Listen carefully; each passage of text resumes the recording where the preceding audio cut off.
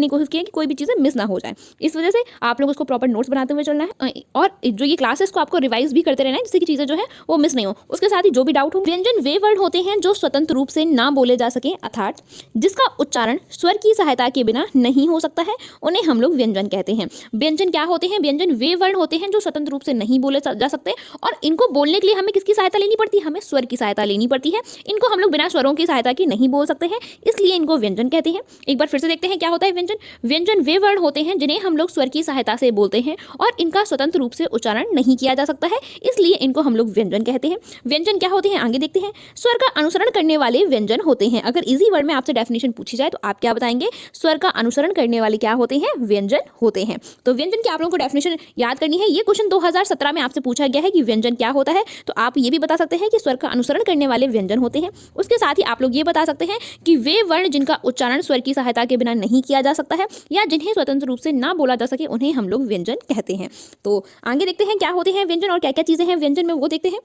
प्राणवायु कंठ या मुख के अवयवों से टकराती हुई बाहर निकलती है तो जो ध्वनियां उत्पन्न होती हैं उन्हें हम लोग व्यंजन कहते हैं। ये आपके अंदर से सांस निकल रही है या जो वायु निकलती है, जो एनर्जी हम लोग बोलने में एनर्जी लगाते हैं, वो क्या है? इतना हम लोग बोलते हैं एनर्जी वेस्ट होती है क्योंकि उसमें वायु निकल रही होती है प्रेशर के साथ। तो क्या है, जो कंठ मतलब गले से और मुख मतलब मुंह से, जो अवयव मतलब होते हैं कि आप लोगों के जो साइड में जितने भी पोर्शन है उससे जो हम लोग वर्ड उच्चारित करते हैं तो वो टकराते हैं, टच होती है ना, जीभ आपकी ओठ से टच होती है, आपके दांतों से टच होती है, तभी तो हम लोग बोल पाते हैं वर्ड को। तो जब प्राणवायु कंठ मतलब गले से और मुख मतलब मुंह के अवयवों से टकराती हुई बाहर निकलती है तो क्या होती है? ध्वनियां उत्पन्न होती हैं। हम लोगों ने पढ़ा था आप लोगों की फोर्थ क्लास में कि ध्वनियां क्या होती हैं और ध्वनि का उच्चारण किस तरीके से होता है, ये सारा कुछ हम लोगों ने पढ़ा था। स्वर किसे कहते हैं? आपकी जो फोर्थ क्लास है मोस्ट इंपॉर्टेंट क्लास है, उसको आपको जरूर देखना है। उसके साथ ही ये भी आपकी मोस्ट इंपॉर्टेंट क्लास है और इसके बाद जो आपकी क्लास होने वाली है वो भी बहुत ज्यादा मोस्ट इंपॉर्टेंट क्लास है। तो इसकी आप लोगों को नोट्स बनाने हैं। इसके साथ इसकी जो पीडीएफ है वो आपको मेरे टेलीग्राम चैनल पर मैं शेयर कर दूंगी, तो आप वहां से ले सकते हैं और प्रॉपर अपने नोट्स बना सकते हैं।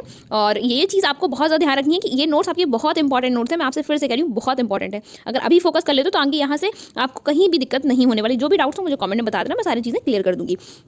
तो आप देखते हैं का प्लस आ के मिलने से का होता है। ये का में जो हलंत लगा है, मैंने आपसे कहा था ना ये हलंत क्यों लगता है, मतलब हलंत इसलिए लगता है क्योंकि ये का जो है ये आधा का है और जब आधा का में आ मिलता है तो देखिए कोई भी वर्ड होता है तो वो क्या स्वर की सहायता के बिना नहीं बोला जा सकता है कोई भी व्यंजन। तो व्यंजन क्या आ जो है वो आपका स्वर है, ठीक है। तो किसी भी व्यंजन को बोलने के लिए स्वर की आवश्यकता होती है। अगर आधा व्यंजन आता है या कोई व्यंजन अकेला आता है तो उसे पूर्ण नहीं माना जाता है, उसमें स्वर हमेशा ऐड करते हैं। तो यहाँ बताया गया है कि जो स्वर की सहायता से बोले जाए, मतलब जो का में आ लगा है तो ये अगर पूरा का तब बनता है जब का में आ लगता है, मतलब का खा गा घा, इसमें आ इसलिए लगता है कि स्वर की सहायता के बिना कोई भी व्यंजन नहीं बोले जा सकते। तो का आपका व्यंजन है जबकि आ आपका स्वर है, तो व्यंजन में जब स्वर लगेगा तो ये पूरा आपका एक व्यंजन होगा। मतलब समझ रहे हैं कि कोई भी वर्ड में जब तक स्वर नहीं आएगा तब तक वो व्यंजन वर्ड नहीं बनेगा। ऐसी खा में देखते हैं, इसीलिए हलंत लगा है ये इस वर्ड में क्योंकि ये आधा वर्ड है। जब इसमें स्वर ऐड होता है तो ये आपका क्या बनता है? ये आपका बनता है व्यंजन। आपको समझ आया? मैंने यहाँ पे डेफिनेशन क्या कहती है, ये डेफिनेशन यहाँ पे ये कहती है कि स्वर की सहायता के बिना जिसे नहीं बोला जा सकता है। तो मतलब का खा है तो,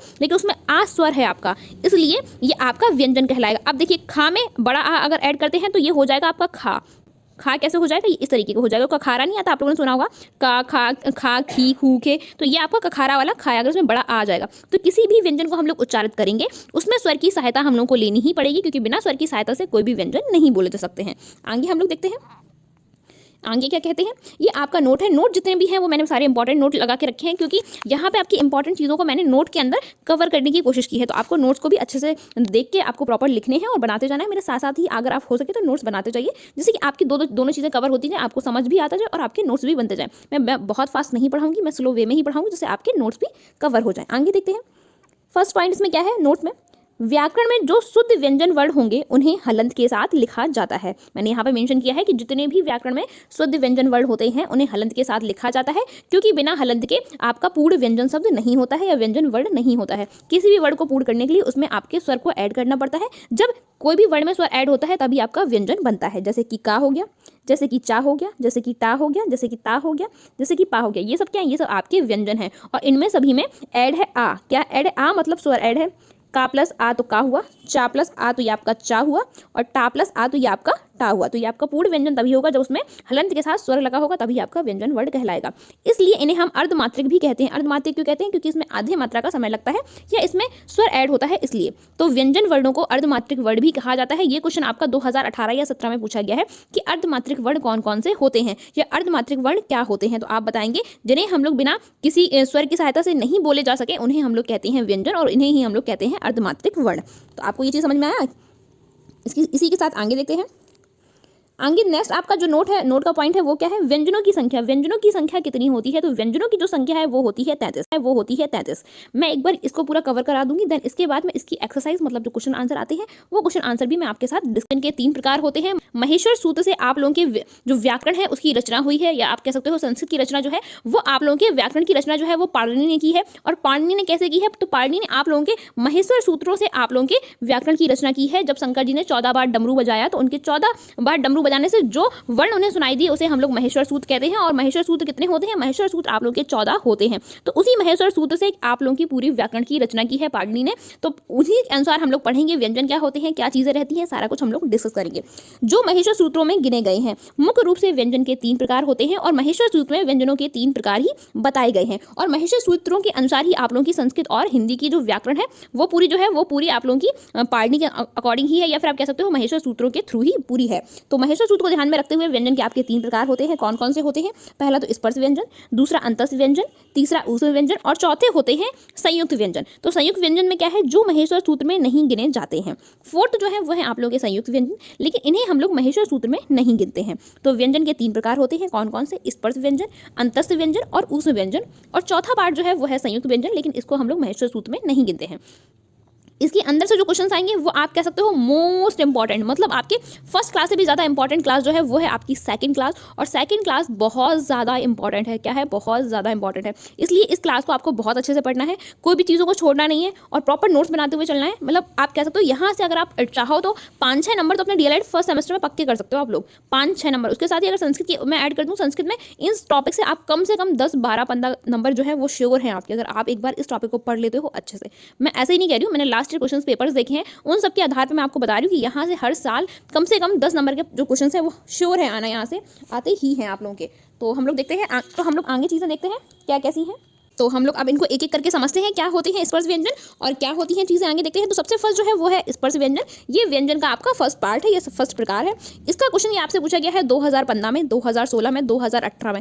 3 बार ये क्वेश्चन आप लोगों के पूछे जा चुके हैं डीएलएड फर्स्ट सेमेस्टर में। तो आप समझ रहे हो कितना ज़्यादा इंपॉर्टेंट है ये आपका ये टॉपिक, क्योंकि 3 बार क्वेश्चन यहाँ से पूछा गया है। 2015 में आया है, फिर 2016 में, फिर 2018 में, और 2022 में भी यहाँ से क्वेश्चन पूछने के पूरे चांसेस हैं। तो देखते हैं क्या है चीज़ें, जिसे कहते हैं हम लोग स्पर्श व्यंजन।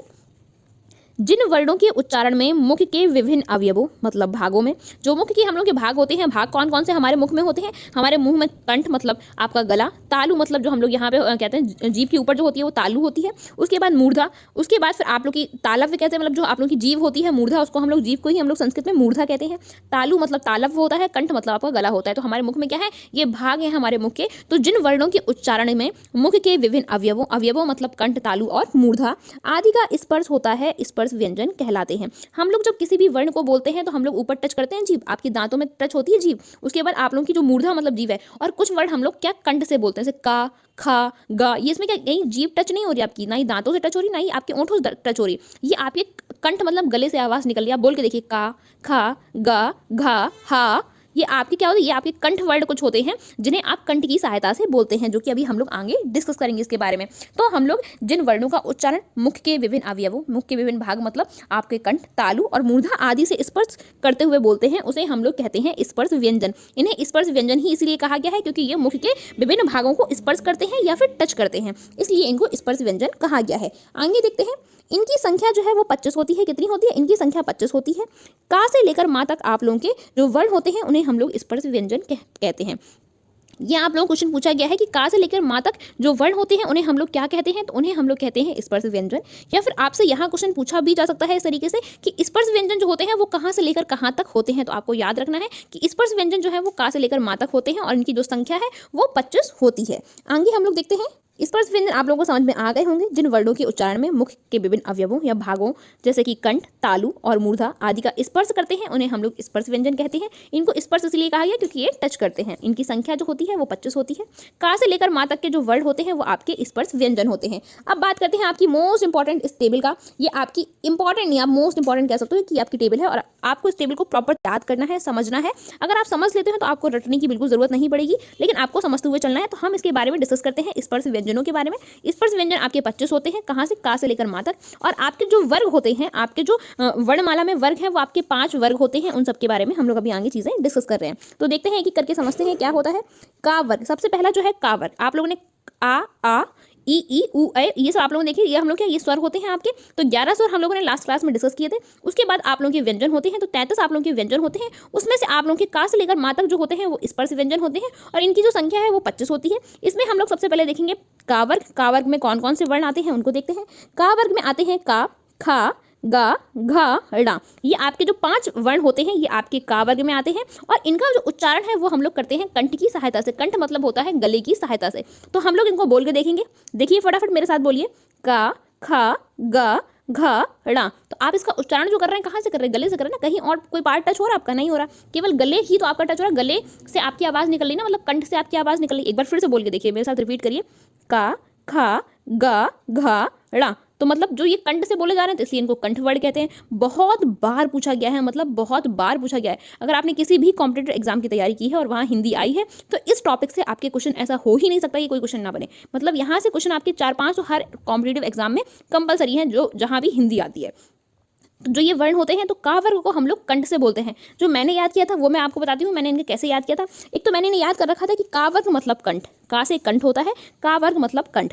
दूसरा मैंने बोल के देखा, मैंने जैसे ही बोला तो पता चला कि इसमें तो कहीं और टच ही नहीं हो रही। जीव जो है वो टच, उसका कुछ काम ही नहीं है, केवल हम लोग गले की या कंठ की सहायता से इनको उच्चारित कर रहे हैं, इसलिए इन्हें कंठ कहते हैं। वैसे आप याद कर सकते हो का से कंठ होता है। तो ये आप लोग समझ जाएंगे कौन कितने वर्ण होते हैं। 5 वर्ण होते हैं आपके। कौन कौन से? का, खा, गा, घा, ड़ा। ये 5 वर्ण जो है जिन्हें हम लोग कंठ की सहायता से बोलते हैं। और अब बात करते हैं, इन्हें ही हम लोग चू वर्ग भी कहते हैं। क्या? इन्हें ही हम लोग कु वर्ग भी कहते हैं। क्या कहते हैं? कु वर्ग। का वर्ग है इसलिए इसको कु वर्ग भी कहा जाता है। तो आपको ये याद रखना है, कहीं कहीं पूछा गया है कि कु वर्ग क्या होता है, तो आप बताएंगे कु वर्ग का होता है। और इसमें कौन कौन से वर्ण आते हैं? इसमें 5 वर्ण आते हैं, का, खा, गा, घा, ड़ा। ये आपका कु वर्ग होता है। आगे देखते हैं, दूसरा आपका चा वर्ग है। चा वर्ग में कौन कौन से वर्ण आते हैं? चा, छा, जा, झा, इया। ये आपके 5 वर्ण आते हैं और इनको हम लोग बोलते हैं तालु की सहायता से। तालु मतलब आप समझ रहे हो, ऊपर जो जीव है, जीव के ऊपर का जो पार्ट होता है, मुख में जो ऊपर का पार्ट होता है वो आपका तालु होता है। तो आप जरा एक बार जरा बोल के देखिए, हम लोग देखते हैं जीव है वो ऊपर तालु में जाके टच हुई होगी। आप बोल के देखिए, हो रही है ना टच। तो मतलब जब जीव आपकी तालु से टच हो तो आप समझ जाइए कि ये तालु वर्ण होते हैं। मतलब इन्हें हम लोग तालु की सहायता से बोलते हैं। कौन वर्ग को? चा वर्ग को हम लोग तालु की सहायता से बोलते हैं। इसमें कौन कौन से वर्ण आते हैं? इसमें आता है चा, छा, जा, झा, इया। ये 5 वर्ण जो है ये आपके तालु की सहायता से बोले जाते हैं या तालव्य की सहायता से बोले जाते हैं। इनको हम लोग को उच्चारित करके देखना है। आप एक बार बोल के देखिए इन 5 वर्ण को, आपको पता चलेगा कि इसमें तालु की सहायता से जीव जो है वो आपके तालव्य में टच हो रही है, इसलिए इनको तालु वर्ण कहते हैं। और जो ये वर्ग है, ये चा वर्ग जो है, चा वर्ग को हम लोग तालु वर्ग कहते हैं। ये चीज आपको समझ में आई। चा वर्ग को ही उसमें हिंदी में कहा जाता है चू वर्ग, या संस्कृत में भी इसको चू वर्ग कहते हैं। किसे कहते हैं? चा वर्ग को ही हम लोग चू वर्ग कहते हैं। नेक्स्ट है टा वर्ग। थर्ड आपका टा वर्ग होता है। टा वर्ग में कौन कौन से वर्ण आते हैं? टा वर्ग में आपके 5 वर्ण आते हैं। कौन कौन से? टा, था, डा, ढा, इया। ये आपके 5 वर्ण आते हैं टा वर्ग में। कौन कौन से? टा, ठा, डा, ढा, ड़ा। तो ये आपके 5 वर्ण जो हैं ये आपके आते हैं टा वर्ग में और इन्हें हम लोग बोलते हैं मूर्धा। मतलब आप लोग आप कह सकते हो मूर्धा मतलब होती है आपकी जीव। तो जीव की सहायता से जो वर्ण बोले जाते हैं वो है टा वर्ग। एक बार बोल के देखिए मेरे साथ, क्या ऐसा सच में होता है? देखते हैं। टा, ठा, डा, ढा, ड़ा। इसमें हाँ आप देखिए, आपकी जो जीव है वो यहाँ से वहाँ कैसे घूम रही है ना। किसी का काम है तो केवल आपके जीव का ही काम है, और जीव को हम लोग कहते हैं मूर्धा, इसलिए इनको मूर्धा कहा गया है या मूर्धा की सहायता से इनको बोला जाता है। किस वर्ग को? टा वर्ग को मूर्धा की सहायता से बोला जाता है। तो टा वर्ग में कौन कौन से आते हैं? टा वर्ग में टा, था, डा, ढा, ड़ा। ये 5 जो वर्ण हैं ये आपके टा वर्ग में आते हैं। कौन कौन से? टा, ठा, डा, ढा, ड़ा। इन 5 वर्ण को हम लोग टा वर्ग के अंतर्गत पढ़ते हैं और इसके साथ ही इनका जो उच्चारण है वो आपके मूर्धा की सहायता से किया जाता है और इसको ही हम लोग कहते हैं चू वर्ग। क्या कहते हैं? सॉरी, इसको ही हम लोग कहते हैं टू वर्ग। क्या कहते हैं? टू वर्ग कहते हैं। आगे तीसरा चौथा वर्ग जो है वो है आप लोगों का ता वर्ग। ता वर्ग में देखते हैं कौन कौन से वर्ण आते हैं। तो ता, था, दा, धा, ना। ये 5 वर्ण आप लोगों के ता वर्ग में आते हैं और इनको हम लोग दंत की सहायता से बोलते हैं। दंत मतलब दांतों की सहायता से बोलते हैं। किसे? ता वर्ग को हम लोग दांतों की सहायता से बोलते हैं।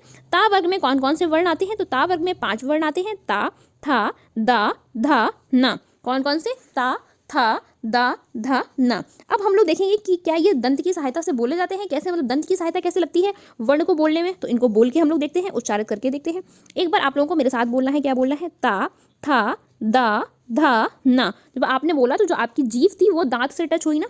आपने जब बोला होगा तो जो आपने ता बोलेंगे तो आपकी जो जीभ है वो दांत से टच होगी। इसलिए जब आपकी जिन भी वर्णों को बोलते समय आपकी जीभ दांत से टच होती है उन्हें हम लोग कहते हैं दंत वर्ण, या उन्हें हम लोग दांतों की सहायता से बोलते हैं। और ये आपका ता वर्ग होता है जिसे हम लोग दांतों की सहायता से बोलते हैं। इसे ही हम लोग कहते हैं तू वर्ग। क्या कहते हैं? तू वर्ग। अगला जो वर्ग है आप लोगों का 5th वो है पा वर्ग। पा वर्ग में कौन कौन से वर्ण आते हैं? पा, फा, बा, भा, मा। ये 5 वर्ण हैं जो आप लोगों के पा वर्ग में आते हैं और इनको हम लोग बोलते हैं ओष्ठ की सहायता से। ओष्ठ मतलब होते हैं ओठ की सहायता से। इसको एक बार बोल के दिखाइए कैसे, मेरे साथ बोलिए। पा, फा, बा, भा, मा। इनको हम लोग ओठ की सहायता से बोल रहे हैं, मतलब आप कह सकते हैं ओठ से ही हम लोग बोल रहे हैं, इसलिए इनको ओट्स के द्वारा बोला जाता है, या इनका उच्चारण जो है वो ओट्स की सहायता से किया जाता है, मतलब ओठ की सहायता से किया जाता है। पा वर्ग में 5 वर्ण आते हैं, पा, फा, बा, भा, मा। तू वर्ग भी कहते हैं। अब आपके हम लोगों ने कहा था कि जो व्यंजन है वो का से लेकर माँ तक होते हैं। तो का से देखिए, यहाँ से का से स्टार्टिंग हुई और ये माँ पे आपका खत्म हो गया, इसलिए व्यंजन वर्णों को का से माँ तक कहा जाता है। और का से माँ तक आप लोगों के टोटल अगर वर्ण कहे जाएं तो आपके 25 वर्ण जो है वो का से माँ तक आते हैं। अब हम लोग आगे देखते हैं। आई थिंक ये आप सबको समझ में आ गई होगी, मैंने बहुत अच्छे समझाने की कोशिश की है। और जहाँ भी डाउट हो मुझे कॉमेंट सेक्शन में बताइए, मैं आपके सारे डाउट जो है वो क्लियर करूंगी। आगे नोट जो है वो देख लेते हैं क्या है नोट। और नोट जो है वो मोस्ट इंपॉर्टेंट नोट है, इसलिए आपको इसको अच्छे से पढ़ते हैं। इनमें से 5-5 वर्णों के जो समूह बने हैं उन समूह का नाम होता है वर्ग। हम लोगों ने 5-5 वर्ग के आप लोगों के देखे 5-5 वर्ण है ना सभी उसमें समूह में, तो इसलिए इनको हम लोगों ने पावर्ग, तावर्ग, टावर्ग और चावर्ग में रखा है। तो इनमें से 5-5 वर्णों के जो समूह बने हैं इन समूह का नाम जो है उसे हम लोग वर्ग कहते हैं। क्या कहते हैं? उसे हम लोग वर्ग कहते हैं।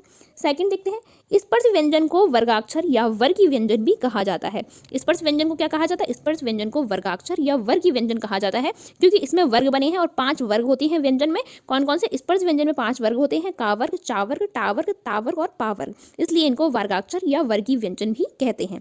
आगे थर्ड आपका नोट क्या है वो देखते हैं। क्या है थर्ड नोट? जिन 5 वर्गों का दूसरा नाम या आपका कु, चू, टू, तू, पू, ये आपके 5 वर्ग होते हैं और इनको हम लोग कु, चू, टू वर्ग और पू वर्ग भी कहते हैं। तो आपको ये नोट आप लोगों ने देख लिया होगा, इनको लिख लेना है, नोट डाउन कर लेना है। आगे देखते हैं। आगे नेक्स्ट जो है वो है आप लोगों का नेक्स्ट प्रकार है अंतस व्यंजन। से क्वेश्चन आप लोगों के पूछा गया है 2015 में, 2016 में और 2018 में। यहाँ से क्वेश्चन आया तो आप समझ लो कितना ज़्यादा इंपॉर्टेंट है। तो 3-3 साल लगातार क्वेश्चन पूछा गया है। उसके साथ ही आपका अब 2022 में आने के पूरे चांसेस यहाँ से ऑप्शनल आपके बहुत बनते हैं क्वेश्चन, यहाँ से आपके वेरी शॉर्ट और यहाँ से आपके शॉर्ट, तीनों प्रकार के क्वेश्चन बनते हैं। इसलिए ये आपको टॉपिक पढ़ना बहुत इंपॉर्टेंट है। व्यंजन आपका मोस्ट इंपॉर्टेंट टॉपिक है वर्णमाला का, तो इसको आपको बहुत अच्छे से पढ़ते जाना है। आगे देखते हैं। आगे हम लोग देखते हैं अंतस व्यंजन के बारे में। क्या होते हैं? उच्चारण के समय जो व्यंजन मुख के भीतर ही रहे उन्हें हम लोग अंतस्थ व्यंजन कहते हैं। अंतस्थ मतलब होता है अंदर ही रहना, इसलिए उच्चारण के समय जो व्यंजन मुख के अंदर या भीतर ही रहते हैं उन्हें हम लोग अंतस्थ व्यंजन भी कहते हैं। मतलब जब इन व्यंजनों का उच्चारण किया जाता है तो ये व्यंजन अंदर ही रह जाते हैं। मतलब आप कहते हैं अभी बाहर निकलते थे व्यंजन, मतलब बाहर नहीं निकल रहे, मतलब इनकी जो ध्वनि है वो अभी मैं बोल के दिखाऊंगी तो आपको प्रॉपर तरीके से समझ में आएगा। देखते हैं आगे। जिन व्यंजनों के उच्चारण में मुख के किसी भाग को नहीं छूती है, मतलब जो जीव है वो किसी मुख के किसी भाग को नहीं छूती है और हवा बिना रगड़ खाए मुंह से बाहर निकल जाती है। मतलब एक डेफिनेशन आपकी ये हो गई। दूसरी डेफिनेशन आपकी ये है किसी अंतस्थ व्यंजन की। तो क्या है? जिन व्यंजनों के उच्चारण में मुख के किसी भाग को जीव नहीं छूती है और हवा बिना रगड़ खाए मुंह से बाहर निकल जाती है उन्हें हम लोग अंतस्थ व्यंजन कहते हैं। मतलब जिन व्यंजनों का हम लोग उच्चारण करते हैं उसमें जो जीव है वो आपकी किसी भी व्यंजन को, मतलब किसी भी आपके पार्ट को टच नहीं करती है और हवा में क्या होता है ये व्यंजन मुंह से बाहर निकल जाते हैं, इन्हें हम लोग अंतस्थ व्यंजन कहते हैं। जैसे कि कौन कौन से होते हैं अंतस्थ व्यंजन? तो आपके अंतस्थ व्यंजन जो है वो केवल 4 होते हैं और ये मोस्ट इंपॉर्टेंट है। पहला कौन सा? या, रा, ला, वा। अब आप इसको बोल के देखिए जरा। या, रा, ला, वा। आपने देखा कि जो आपके जब आपने इनको बोला तो ये बिल्कुल मुख से ऐसे निकल गया, रगड़ते हुए निकल गया, मतलब किसी चीज़ को टच नहीं किया और ये निकल गया आराम से। और या, रा, ला, वा जो आपने बोलेंगे तो आप देखेंगे कि ये वर्ड अंदर ही रह जाते हैं, इसलिए इनको कहा जाता है अंतस्थ। मतलब प्रॉपर तरीके से बाहर नहीं आते हैं, अंदर ही आप लोगों की इसका साउंड जो है वो अंदर ही आ जाता है। कौन कौन से ये वर्ड है? ये है या, रा, ला, वा। आगे देखते हैं ये 4 वर्ड होते हैं। कौन कौन से? या, रा, ला, वा, इन्हें हम लोग अंतस्थ व्यंजन कहते हैं। इन्हीं वर्णों को अर्धस्वर भी कहा जाता है। क्या कहा जाता है? इन्हीं वर्णों को अर्धस्वर भी कहते हैं। क्या कहते हैं? अर्धस्वर शब्द स्वर भी कहते हैं। ये इंपॉर्टेंट है आप लोगों का, क्योंकि ये 3 साल लगातार आप लोगों के एग्जाम्स में पूछा गया है। आगे हम लोग देखते हैं थर्ड जो है वो है ऊष्म व्यंजन। ऊष्म व्यंजन किसे कहते हैं? जिन वर्णों के उच्चारण के समय हवा मुख के विभिन्न भागों से टकराए। विभिन्न भाग कौन कौन से होते हैं? हम लोग के दांत होता है, आपका कंठ होता है, आप लोगों का ओष्ठ होता है, तालु जो है ये आप लोगों के मुख के अंदर के विभिन्न भाग हैं, ये अवयव है। तो जिन वर्ण के उच्चारण के समय हवा मुख के विभिन्न भागों से टकराए और सांस में गर्मी पैदा कर दे। उसमें क्यों कहा जाता है कि जब आप इन्हें बोलो तो आपको बहुत ज़्यादा एनर्जी लगानी पड़ेगी, या फिर आप कह सकते हो यहाँ से बहुत गर्मी पैदा होती है, मतलब आप जब इन्हें बोलोगे तो बहुत प्रेशर लगाना पड़ेगा आपको इनको बोलते समय। इन्हें ऊष्म व्यंजन कहते हैं। क्या कहते हैं? इन्हें ऊष्म व्यंजन कहते हैं। जिन वर्णों के उच्चारण में हवा रगड़ते हुए मुख से धीरे धीरे बाहर निकलती है उन्हें ऊष्म व्यंजन कहते हैं। यहाँ मैंने सभी की दो डेफिनेशन ली है कि अगर आप लोग एक डेफिनेशन को नहीं समझ पाए तो आप दूसरी डेफिनेशन को समझ जाएं। दो डेफिनेशन कौन सी है एक बार फिर से समझते हैं। जिन वर्णों के उच्चारण के समय हवा मुख के विभिन्न अवयवों से टकराए और साथ ही गर्मी पैदा कर दे उन्हें हम लोग ऊष्म व्यंजन कहते हैं। क्या कहते हैं? उन्हें हम लोग ऊष्म व्यंजन कहते हैं। ऊष्म मतलब होता है गरम, गरम मतलब जब इनको आप बोलोगे तो बहुत ज़्यादा एनर्जी जो है वो आपकी वेस्ट होगी। इसलिए आपको जब भी आपको इन्हें बोलना, जब भी आपको कह सकते हो सर्दी वगैरह लग रही तो आप इन वर्णों का उच्चारण करेंगे तो आप देखेंगे कि आपके अंदर बॉडी में गर्माहट पैदा हो जाएगी, क्योंकि इनको बोलने में आपकी बहुत ज़्यादा एनर्जी जो है वो लगती है, इसलिए इनको ऊष्म व्यंजन कहते हैं। दूसरी डेफिनेशन देखते हैं। दूसरी क्या है? जिन वर्णों के उच्चारण में हवा रगड़ते हुए, हवा मतलब रगड़ते हुए मतलब टच होते हुए मुख से बाहर धीरे धीरे बाहर जाती है उन्हें हम लोग ऊष्म व्यंजन कहते हैं। तो ये कौन कौन से होते हैं? ये जो है ये आपके चार जो है ये आपके ऊष्म व्यंजन होते हैं। कौन कौन से? शा, शा, शा, हा। ये आपके चार जो है ये आपके ऊष्म व्यंजन है। यहाँ अच्छे समझ लेते हैं प्रॉपर तरीके से। चार कौन कौन से? शा, शा, शा और हा, जिसमें आपको बचपन में बहुत कन्फ्यूजन था, मतलब इतना ज़्यादा कन्फ्यूजन था कि कौन सा सा है, कौन सा सा नहीं है। मुझे लग रहा है कि बच्चों को वर्णमाला में 3-4 चीज़ों में ही कन्फ्यूजन होती है, वो जो 3-4 चीज़ें हैं उसमें सबसे ज़्यादा कन्फ्यूजिंग वर्ड तो यही है, शा, शा, शा। अब एक तो सबसे बड़ी बात कि सा है कौन सा, सपेरा में कौन सा सा है, सीटी में कौन सा सा है, उसके बाद षटकोण में कौन सा सा है। भाई हम लोग इतना कंफ्यूज रहते थे, मुझे लगता है सभी लोग कंफ्यूज रहे होंगे। मैम ने बोला सपेरा, हम लोग कोई और सा ही बना रहे हैं। फिर मैम कहती जिसमें सीटी बजे, जिसमें ऐसा हो, तो ऐसे करके हम लोग को पढ़ाया जाता था। आप लोग को याद आ रही होंगी शायद, आई थिंक बचपन की चीज़ें, कि इस चीज़ों में बहुत ज़्यादा कन्फ्यूजन रहता था कि कौन सा है कौन सा सा, षटकोण में कौन सा सा आता है, सीटी में कौन सा सा आता है, उसके साथ सलजा में कौन सा सा आता है। और फिर इनके साउंड भी अलग अलग होते थे तीनों के, शा, शा, शा, हा। तो इसको साउंड भी इनके अलग रहते हैं, शा, शा, शा। तो इस तरीके से तो ये आपके चार जो होते हैं ये आपके ऊष्म वर्ड होते हैं। तो जब भी आप लोगों को सर्दी वगैरह लगे तो आप इनका उच्चारण करना, आप देखेंगे गर्मी आपको बहुत फील होगी, आपने बोलो एनर्जी भी आपकी बहुत वेस्ट होगी, क्योंकि ये बहुत ज़्यादा आप कहते स्ट्रॉन्ग वर्ड है, इनको बोलने में आपको बहुत प्रेशर देना पड़ता है अपनी आवाज़ में, इस वजह से इनको ऊष्म वर्ड कहा गया है। और ये होते हैं चार आपके कौन कौन से? शा, शा, शा, हा। ये क्वेश्चन आपका मोस्ट इंपॉर्टेंट है, मैं आपसे फिर से कह रही हूँ मोस्ट इंपॉर्टेंट है आज की क्लास, मोस्ट इंपॉर्टेंट, मतलब यहाँ से आपके ऐसा हो ही नहीं सकता ये क्वेश्चन सुना है। तो ये जो है इनके ये कितने, ये चार होते हैं। आगे देखते हैं हम लोग संयुक्त व्यंजन के बारे में पढ़ते हैं। ये देखिए आप, मैंने इतनी जगह लिखा, मतलब जगह खत्म हो गई थी इसको लिखने में कि कितने बार ये क्वेश्चन यहाँ से पूछा गया है। आप समझ रहे हो 2015 में, समझ रहे हो, इससे बहुत छोटे छोटे क्वेश्चन बनते हैं। अभी मैं आपको बताऊंगी इससे क्वेश्चन बनते कैसे हैं। इससे वैरायटी ऑफ क्वेश्चन बनते हैं, मतलब इतने सारे क्वेश्चन यहाँ से बन सकते हैं इस केवल संयुक्त या मिश्रित व्यंजन से। वो हम लोग देखते हैं क्या क्या बन सकते हैं। तो ये जो आपका संयुक्त व्यंजन है इसे आप लोगों के व्यंजन में नहीं ऐड किया गया है, या व्यंजन के प्रकार में ऐड नहीं किया गया, क्योंकि ये महेश्वर सूत्र में नहीं गिने जाते हैं, इस वजह से केवल देखते हैं संयुक्त व्यंजन कौन कौन से होते हैं। तो संयुक्त व्यंजन को ही हम लोग मिश्रित व्यंजन कहते हैं। क्या कहते हैं? मिश्रित व्यंजन। तो ये क्वेश्चन तो आपका यहीं से श्योर हो गया कि संयुक्त व्यंजन को और क्या कहा जाता है। तो संयुक्त व्यंजन को मिश्रित व्यंजन भी कहते हैं। क्या कहते हैं? मिश्रित व्यंजन भी कहते हैं। दो व्यंजन वर्णों के मेल से जो वर्ण बनते हैं उन्हें हम लोग संयुक्त व्यंजन कहते हैं। मतलब कोई दो वर्णों का इसमें उपयोग होता है और दो वर्णों की सहायता से ही कोई तीसरा व्यंजन बनता है। क्या होता है? तीसरा व्यंजन दो वर्णों की सहायता से बनता है, इसलिए हमने इनको कहा है संयुक्त। मतलब दो लोग जब आपस में मिलते हैं, जब दो चीज़ें साथ में संयुक्त होती हैं तब जाके एक तीसरा वर्ण बनता है। या फिर मिश्रित आप कह सकते हो, जब दो चीज़ों का मिक्सचर जो होता है वो बनता है, जब दो चीज़ें आपस में मिक्स होती हैं तभी तीसरे का निर्माण होता है। तो इसलिए इनको हम लोग संयुक्त या मिश्रित व्यंजन कहते हैं। कौन कौन से होते हैं ये देखते हैं। तो ये आपके चार होते हैं, ये भी आपके चार हैं। आपके अंतस्थ व्यंजन जो है वो भी चार होते हैं, आपके ऊष्म व्यंजन वो भी चार होते हैं, और आपके संयुक्त व्यंजन भी चार होते हैं। देखते हैं कौन कौन से होते हैं। छत, त्रक, ज्ञा और श्रा। ये आप लोगों के छत्रक, ज्ञा और श्रा, या आपके चार जो है ये आपके संयुक्त व्यंजन होते हैं। तो इनका हम लोग कैसे पूछेंगे। छत्रक में आपसे पूछा जा सकता है छत्री में आप लोगों के कौन कौन से दो वर्ण जो है, कौन कौन से दो वर्णों का मिक्सचर है आपके छत्र में। तो आप समझ रहे हो। तो छा आप कह सकते हो इसमें कौन कौन से दो वर्णों का मिक्सचर है, तो ये आपसे पूछा जा सकता है। त्रा में आपके कौन कौन से दो वर्णों का मिक्सचर है, आपके ज्ञा में कौन कौन से दो वर्णों का मिक्सचर है। तो ये भाई बहुत कन्फ्यूजन क्वेश्चन है, और आपको यहाँ से नंबर आपके कट भी सकते हैं। आप समझ रहे हो, क्योंकि यहाँ इतना ज़्यादा कन्फ्यूजन हो जाता है, आप समझ नहीं पाते हो कि कहाँ कौन सा ता है, कहाँ जा है, कहाँ इया है, कहाँ शा है। तो यहाँ पे आपको थोड़ा ध्यान देना है। तो यहाँ अगर आपने थोड़ी सी ध्यान दे लिया तो यहाँ पे आपकी जो मिस्टेक है वो नहीं होगी। तो इसको हम लोग समझते हैं। का प्लस शा के मिलने से आपका छत्री बनता है। क्या बनता है? छा। का प्लस सा के मिलने से आपका छा बनता है, उसके बाद ता प्लस रा के मिलने से आपका त्रा बनता है, उसके बाद जा प्लस या के मिलने से आपका ज्ञा बनता है, शा प्लस रा के मिलने से श्रा बनता है। ये आपका समझ रहे हो। तो का प्लस शा के मिलने से क्या बनता है, छा बनता है, ता प्लस रा के मिलने से क्या बनता है, त्रा बनता है, का प्लस जा प्लस या के मिलने से क्या बनता है, ज्ञा बनता है, और शा प्लस रा के मिलने से बनता है श्रा। तो ये आपके 4 मिश्रित या संयुक्त व्यंजन होते हैं। कौन कौन से मिश्रित या संयुक्त व्यंजन होते हैं, आगे देखते हैं।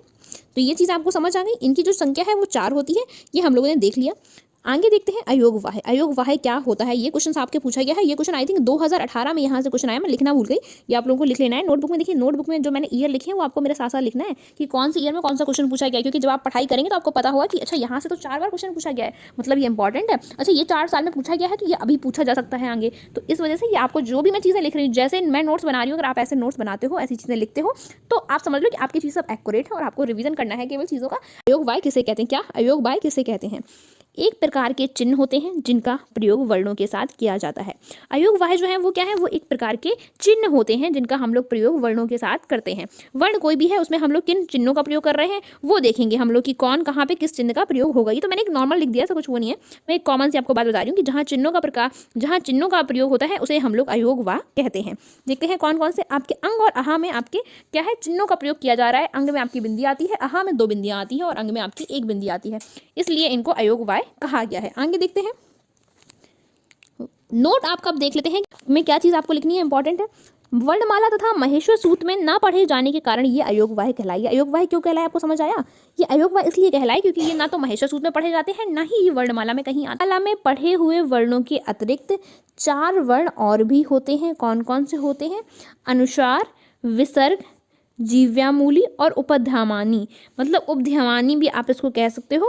ये जो 4 होते हैं ये क्या है, वर्णमाला में पढ़े हुए वर्णों के अतिरिक्त हैं। मतलब ये 4 वर्ण आपके, ये 4 वर्ग हैं, ये आप कह सकते हो, कुछ भी कह सकते हो, जो आप लोगों के 4 वर्ग हैं, ये आप कह सकते हो, कुछ भी कह सकते हो, जो आप लोगों के वर्णमाला में पढ़े जाते हैं, या उसके अतिरिक्त भी आप कह सकते हो, जैसे कि अनुस्वार, विसर्ग और जीवामूली और उपध्मानी। ये क्या होता है उसके बारे में हम लोग एक करके समझ लेते हैं कि क्या क्या चीज़ें होती हैं। तो अनुस्वार देखते हैं। सबसे पहले अनुस्वार क्या होता है।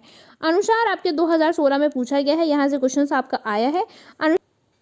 अनुस्वार जो है वो आप लोगों का होता है आ में 1 बिंदी जो ऊपर रखी होती है तो इसे अंग हम लोग कहने लगते हैं। अंग जो बिंदी होती है उसे हम लोग अनुस्वार कहते हैं।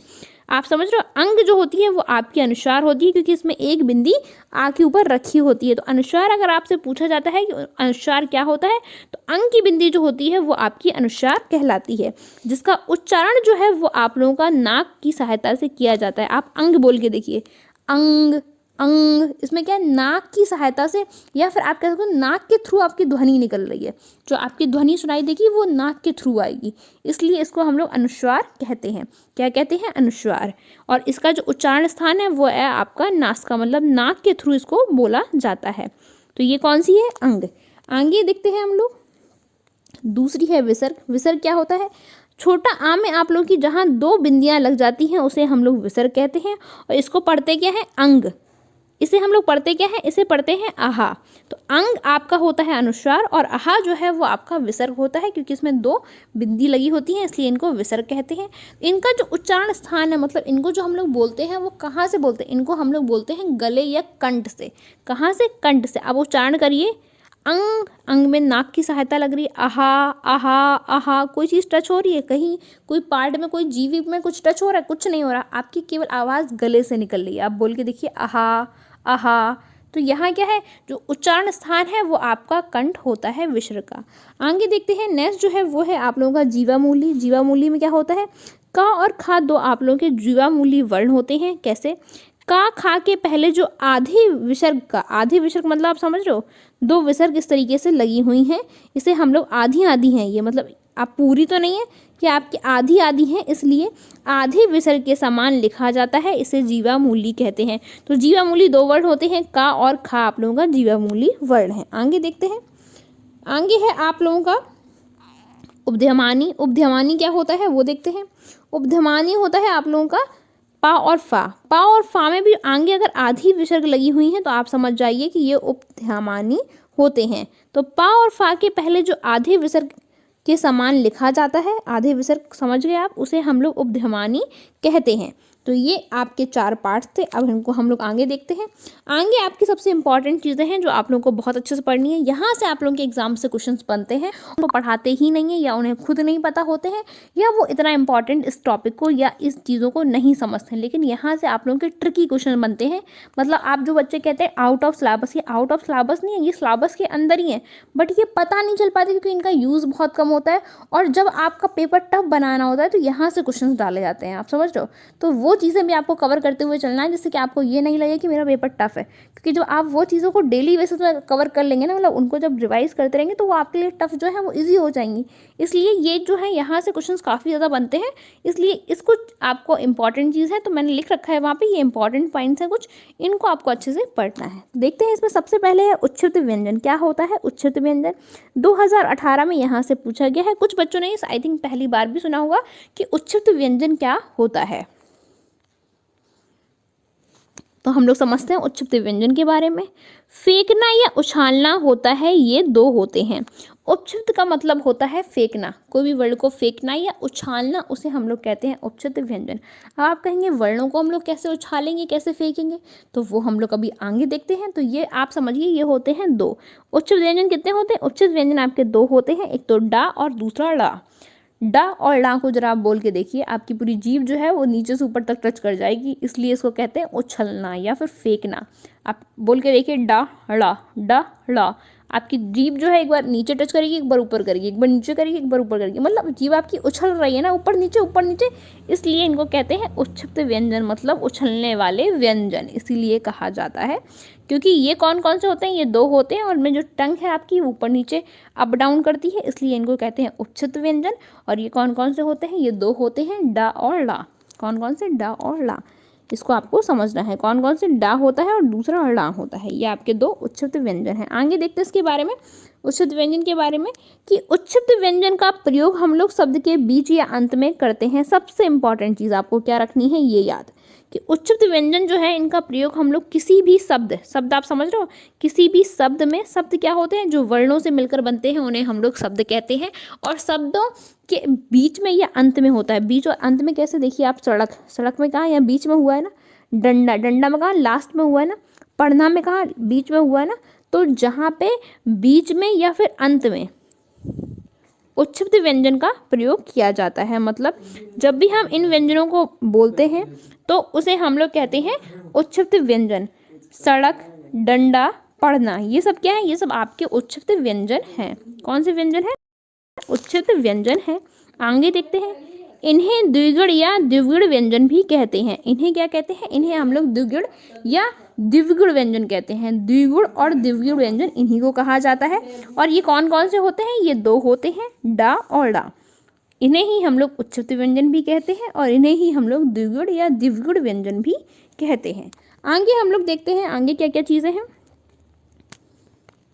सेकंड आप लोगों का पूछा गया है द्वित्व व्यंजन। तो आपको द्विगुण और द्विगुण व्यंजन समझ में आया क्या होता है? ये आपके 2 ही होते हैं, डा और ला, और इनको हम लोग किसी भी शब्द के बीच में या लास्ट में बोलने के समय उछलती है हम लोग की जीभ, इसलिए इनको उच्छिष्ट व्यंजन कहते हैं। आगे देखते हैं द्वित्व व्यंजन क्या होता है।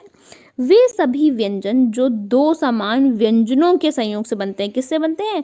2 समान व्यंजनों, किसके सहायता से? 2 समान व्यंजनों की संयोग मतलब मिलने से बनते हैं, तो उन्हें हम लोग कहते हैं द्वित्व व्यंजन। वो कौन कौन से होते हैं? जैसे कि बच्चा, यहाँ आधा चा और पूरा चा, ये 2 चा से मिलने से आपका बना ना ये वर्ड बच्चा।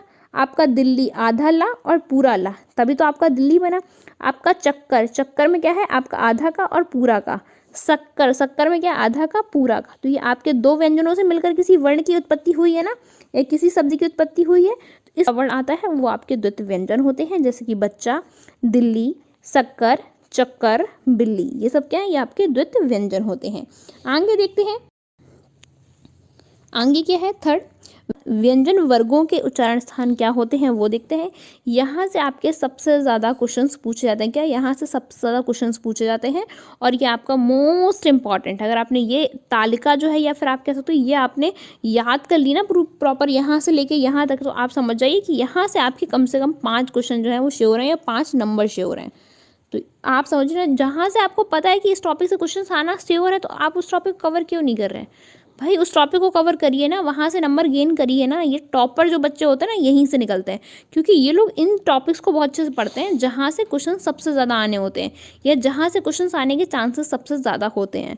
तो ये तो श्योर है यार भाई, जो बच्चा नहीं भी पढ़ रहा है ना, वो यहाँ से पढ़ के जाएगा तो यहाँ से नंबर श्योर है आपके, क्योंकि यहाँ से क्वेश्चन हर साल आने हैं, हर साल। ऐसा कोई साल नहीं है जहाँ से यहाँ से क्वेश्चन ना पूछे गए हो। तो चलिए हम लोग इसको अच्छे से पढ़ते हैं। 2017 और 2018 में यहाँ से क्वेश्चंस पूछे गए हैं। उसके साथ ही और भी आप लोगों के जो ईयर हैं उनमें क्वेश्चंस आए हैं, लेकिन यहाँ से बीच बीच से क्वेश्चंस उठाए जाते हैं, इसीलिए इसको ट्रिकी कहते हैं, क्योंकि यहाँ से बीच बीच से क्वेश्चंस पूछा जाता है। आपसे पूछा जा सकता है दा जो है, इसमें हम लोग दा को किसकी सहायता से हम लोग बोलते हैं, या दा का उच्चारण हम लोग किसकी सहायता से करते हैं। तो आपका दा का उच्चारण आप दा बोल के देखिए। दा, दंत, जीभ और दांत से टच हो रही है, मतलब दंत, इसका उच्चारण हम लोग दंत से करते हैं। आपसे पूछा गया फा का उच्चारण किससे करते, तो आप बताएंगे फा का उच्चारण हम लोग ओंठ से करते हैं। तो फा का उच्चारण स्थान क्या है, आपका ओंठ होता है। तो अब देखते हैं, चलिए पढ़ते हैं इसको। सबसे पहले क्या करना है, जो का वर्ग होता है, तो हम लोगों ने पढ़ा का वर्ग को हम लोग कंठ की सहायता से बोलते हैं, चा वर्ग को तालु की सहायता से बोलते हैं, टा वर्ग को मूर्धा मतलब आप लोगों की कह सकते हैं जीभ की सहायता से बोलते हैं, ता वर्ग मतलब दंत की सहायता से, पा वर्ग मतलब ओष्ठ की सहायता से। ये हम लोग ऑलरेडी पढ़ चुके हैं। हम लोग को पढ़ना क्या है वो देखते हैं, नई चीज़ इसमें क्या ऐड है। इसमें आपकी ये नई चीज़ें ऐड हैं। ये क्या है, ये आपकी नई चीज़ें ऐड हैं। पढ़ते हैं इसमें। आपको यहाँ लिख लेना है आ, ई, उ और ऋषि, ये 4 वर्ण आपको यहाँ लिख लेने हैं। आ जो है ये आपका सबसे पहले यहाँ पे आया। आ को हम लोग कहते हैं कंठ की सहायता से उच्चारण करते हैं। उच्चारण आप करके देख सकते हैं। आ बोलेंगे तो कंठ मतलब कंठ की सहायता से आप आ को उच्चारण करेंगे। तो जो आ है आपका, ये आपका का वर्ग में आता है। ई जो है ये आप लोगों की चा वर्ग में आती है। अब जो आपका ऊ है, आपको ऊ को उठा के नीचे ले आना है, और जो आपका ऋषि है इसको उठा के आपको यहाँ ले जाना है।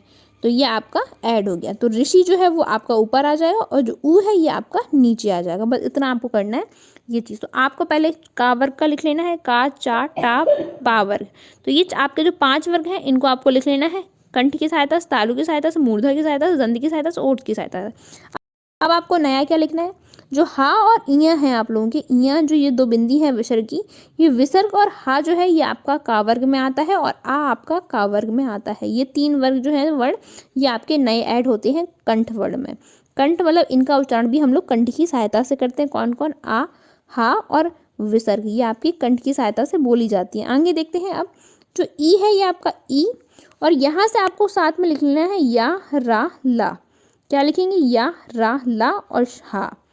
ऐसे ही सा, तीनों सा को आपको लाइन से लिख लेना है, और ये आपको या, रा, ला आपको मतलब लाइन से लिख लेना है। अब आप लिखेंगे तो या जो है ये आपका ई, या और शा, ये आपका होता है तालु से, मतलब इनका उच्चारण तालु किससे होता है, ऋषि और रा और शा, इनका उच्चारण आपका मूर्धा से होता है। अब बात करते हैं ला। तो आप जो संस्कृत पढ़ेंगे तो उसमें हम लोग आपको ला पढ़ाएंगे। ला जो है ये संस्कृत में यूज़ होता है, तो हमने इसको यहाँ लिख दिया कि आप जब संस्कृत पढ़ें आपको कन्फ्यूजन ना हो। तो ला का उच्चारण हम लोग संस्कृत की सहायता से करते हैं, लेकिन उसकी जगह जो नॉर्मल हम लोग ला यूज़ करते हैं उसका उच्चारण हम लोग यहाँ से करते हैं। तो ला और शा जो है ये आपका दंत की सहायता से बोले जाते हैं। फिर छोटू, बड़ू, और ये आपके जो उपधिमानी और जो आपके जीवा मूली हैं ये भी आपके पा जो है ये ओठ से बोले जाते हैं। तो ये आपने अगर प्रॉपर अच्छे से बना ली तो आप समझ रहे हो कि आपको कोई भी दिक्कत नहीं होने वाली है। मैं इसको सारा हटा देती हूँ, आप लोग अपने अकॉर्डिंग कर लेना। तो यहाँ साफ साफ आप लोगों को दिखाई देने लगे, इसलिए मैंने इसको क्लीन कर दिया। तो आप समझ गए, आ, हा और विसर्ग ये आपका का वर्ग में आता है, कंठ की सहायता से बोला जाता है। ई, या और शा ये आपका तालु की सहायता से बोला जाता है। ऋषि, ला और शा ये आपका मूर्धा की सहायता से बोला जाता है। ला या शा आपका दंत की सहायता से बोला जाता है। ऊ और उपध्मानी या फिर आप कह सकते हो जीवामूली ये आपका ऊँट की सहायता से बोला जाता है। आगे देखते हैं, हम लोग आगे समझते हैं। आगे नोट हम लोग देख लेते हैं। नोट आपके जहाँ भी पढ़े हैं मोस्ट इंपॉर्टेंट है। वो जो वाह है उसे हम लोग दांत और ओष्ठ की सहायता से बोलते हैं, मतलब इसमें 2 उच्चारण स्थान साथ में वर्क करते हैं, एक तो दांत और दूसरा ओष्ठ, इसलिए हम इसको वाह को हम लोग दांत और ओष्ठ से बोलते हैं। ये आपको अलग से पढ़ने पड़ेंगे। अब ए और ऐ को हम लोग कंठ और तालु की सहायता से बोलते हैं। तो ए और ऐ जो है ये आपके कंठ और तालु की सहायता से बोले जाते हैं। अब बात करते हैं ओ और औ की। तो ओ और औ आपके कंठ और ओष्ठ दोनों की सहायता से बोले जाते हैं। किससे, कंठ और ओष्ठ दोनों की सहायता से बोले जाते हैं। तो आपको ये समझ में आए, ये हम लोगों ने यहाँ तक पढ़ लिया। उसके बाद अब आपको ये कुछ नए पढ़ने हैं। नए क्या है, वा जो है ये दंत और ओष्ठ की सहायता से बोला जाता है। ई और आई जो है ये कंठ और तालु की सहायता से बोले जाते हैं। उसके साथ ही जो ओ और औ है ये आपके ओष्ठ और कंठ की सहायता से बोले जाते हैं। ओष्ठ मतलब होता है ओंठ और कंठ मतलब होता है आपका गला। इन दोनों की सहायता से जो चीज़ें बोली जाएं, जो भी वर्णों का उच्चारण किया जाता है, उन्हें हम लोग ओ या औ कहते हैं। अब बात करते हैं ये जो आप लोगों के 5 वर्ण हैं, कौन कौन सी, ये 5 देखते हैं। आइए जरा इनको हम लोग समझ लेते हैं क्या होते हैं। ये जो आपके सबसे लास्ट में जो आपके 5 वर्ण हैं, जो आपके 5 वर्ग हैं, उसमें सबसे लास्ट जो है वो आपका होता है उसमें सबसे लास्ट जो है वो आपका होता है पंचमा अक्षर, या आप कह सकते हो जो हर वर्ग 5 वर्ग है, 5 वर्ग का 5वां अक्षर जो है इसे हम लोग क्या कहते हैं। अब देखिए ड़ा, इया, ड़ा, ना और मा, ये आपके 5 जो है ये आपके क्या होते हैं, उनको हम लोग यहाँ समझेंगे। तो इन्हें हम लोग क्या कहते हैं, ये 5 आपके ड़ा, इया, ड़ा, ना और मा, ये आपके होते हैं पंचम वर्ड। इन्हें हम लोग कहते हैं अनुनासिक। अनुनासिक इन्हीं को कहते हैं, या इनको हम लोग पंचमाक्षर भी कहते हैं। और इन्हें किसकी सहायता से, नासिक के मतलब नाक की सहायता से बोला जाता है और मुख की सहायता से, इसलिए इसे नासिक वर्ण भी कहते हैं। ये नासिक वर्ण भी कहलाते हैं। इन्हें हम लोग नाक और मुंह की सहायता से बोलते हैं। मतलब कौन कौन से, ड़ा, इया, ड़ा और ना और मा, इन सबको हम लोग नाक और मुंह की सहायता से बोलते हैं, इसलिए इनको हम लोग नासिक वर्ण भी कहते हैं। और इनको या हम लोग कह सकते हैं कि इन्हें अनुनासिक भी कहा जाता है, इन्हें पंचमाक्षर भी कहा जाता है। इन्हें आपके इसी के साथ साथ नासिक या मुख नाक भी की सहायता से बोले जाते हैं। आगे हम लोग समझते हैं अनुनासिक क्या होता है, वो देखते हैं। अनुनासिक, अभी हम लोगों ने अनुनासिक पढ़ा, हम लोग पढ़ेंगे अनुनासिक। ये 2016 और 2015 में यहाँ से क्वेश्चन आया है, उसके बारे में पढ़ते हैं। अनुनासिक वह नासिक ध्वनि है जिसका संकेत आपकी चंद की बिंदु, चांद की बिंदु, चांद बनाओ फिर उसमें ऐसे बिंदी रख दो, चंद की बिंदी इसको कहते हैं। तो अनुनासिक वह नासिक ध्वनि है। नासिक मतलब जिसे नाक की सहायता से बोला जाए, जब स्वर बिना किसी अवरोध के नासिका से उच्चारित हों तब ये स्वर अनुनासिक कहलाते हैं। मतलब जब स्वर बिना किसी अवरोध के, मतलब बिना किसी रुकावट के, अवरोध होता है रुकावट, बिना किसी रुकावट के नासिका से उच्चारित होते हैं, मतलब नाक की सहायता से बोले जाते हो, उसे हम लोग कहते हैं आपके अनुनासिक स्वर। एक बार फिर से समझते हैं। अनुनासिक वह नासिक ध्वनि है, मतलब जिसे नाक की सहायता से बोला जाता है, जिसका संकेत जो है वो चंद्र बिंदु होता है। जब स्वर बिना किसी अवरोध के, मतलब जो स्वर हैं आपके 11, उन्हें बिना किसी रुकावट के नासिका से उच्चारित करते हैं हम लोग या किए जाते हैं, तो इन्हें हम लोग, इन स्वरों को हम लोग अनुनासिक स्वर कहते हैं। और ये कौन कौन से होते हैं वो देख लेते हैं। जैसे कि यहाँ हम लोग लिखते हैं चांद की बिंदी लगाते हैं, वहाँ लिखने में चांद की बिंदी लगाते हैं, कहाँ में चांद की बिंदी, हाँ, हंस और आपका चांद, यहाँ, वहाँ, कहाँ, हंस और चांद, यहाँ क्या, ये सब आपके अनुनासिक होते हैं। जहाँ भी चांद की बिंदी लगाई जाती है उसे हम लोग अनुनासिक कहते हैं, वो आपके अनुनासिक कहलाते हैं। तो ये आपको समझ आ गया होगा। आगे हम लोग देख लेते हैं। ये आज आपकी लास्ट यहाँ तक सारी चीज़ें थी, मतलब ये आज आपका लास्ट यहाँ तक था। इसके बाद अब हम लोग रिवाइज कर लेते हैं सारी चीज़ों को, हम लोगों ने क्या क्या चीज़ें आज की क्लास में डिस्कस करी। तो हम लोगों ने यहाँ आप लोगों की सबसे इंपॉर्टेंट जो चीज़ है, ये व्यंजन वर्गों के उच्चारण स्थान देखे। तो आप सीखेंगे, जब आपका मन होगा, ड्रीम्स देखेंगे तो आपका मन होगा तो आप कुछ सीखेंगे तो फिर आप कुछ करेंगे तो फिर कुछ आप बनेंगे तो फिर आप पैसा कमाएंगे, नॉर्मल सी बात है, और अपनी लाइफ में खुश रहेंगे। तो इसलिए आपको लाइफ में कुछ ना कुछ करते रहना है।